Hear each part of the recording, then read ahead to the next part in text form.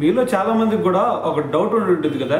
అదేంది, అరే ఒక పక్కన మరి నరేంద్ర మోడీ గారి ఏజ్ చూసుకుంటేనేమో పైబడతా ఉంది, మరి నెక్స్ట్ రాబోయే ఎలక్షన్లో మరి నరేంద్ర మోడీ గారు కాకుండా మరి వేరే కొత్త పిఎం రావచ్చేమో అని చెప్పేసి చాలామంది డౌట్లు ఉంటాయి కదా. అయితే ఇప్పుడు దీని గురించే రాజ్నాథ్ సింగ్ గారు అయితే ఒక క్లారిటీ ఇచ్చారనమాట. అయితే ఆయన ఏమన్నారు తెలుసా, ఇప్పుడు రాబోయే ఎలక్షన్లు ఎప్పుడు 2029లోనే మాత్రమే కాదు, 2039 వరకు కూడా నరేంద్ర మోడీ గారే పీఎంగా ఉంటారని చెప్పేసి ఒక స్టేట్మెంట్ ఇచ్చారు. సో దాంతోపాటు ఆయన అంటుంది ఏంటంటే, మరి రాబోయే 15 సంవత్సరాల వరకు బీజేపీలో మరి పీఎం అభ్యర్థి మోడీ గారు తప్ప సో ఆయనకి పోటీ ఎవరు కూడా లేరని చెప్పేసి ఒక స్టేట్మెంట్ ఇవ్వడం జరిగిందనమాట.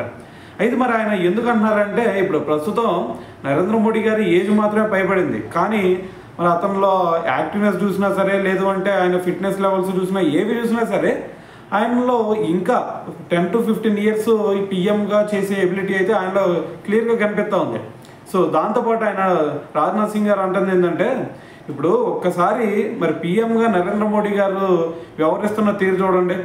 ఆయన ఒక పక్కన చూస్తేనేమో ఏదైనా క్లిష్టమైన పరిస్థితులు వచ్చినా సరే ఈజీగా దాటగలుగుతున్నారు.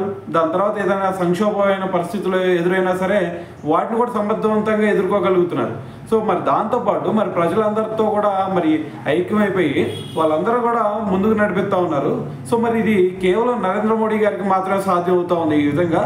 సో కాబట్టి మరి రాబోయే 15 సంవత్సరాల వరకు నరేంద్ర మోడీ గారే పీఎంగా ఉంటారు అని చెప్పేసి ఒక క్లారిటీ అయితే ఇవ్వడం జరిగిందనమాట.